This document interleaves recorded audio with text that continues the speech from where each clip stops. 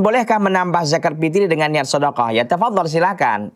Yang jelas Anda lebih sudah mencapai target itu.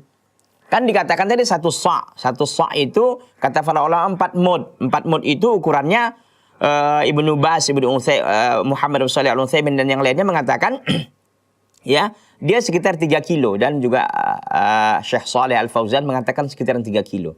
Mungkin di daerah kita yang berlaku sekarang ini kan 2,7 ya. 2,7. Sekalipun memang ada dikhilafkan, ada yang mengatakan lebih kurang dari itu, 2,5 dan sebagainya. Tapi yang jelas kalau kita di negeri kita ini, di negeri Indonesia ini ditetapkan oleh pemerintah itu 2,7, Kementerian Agama ya tentunya, 2,7 ya.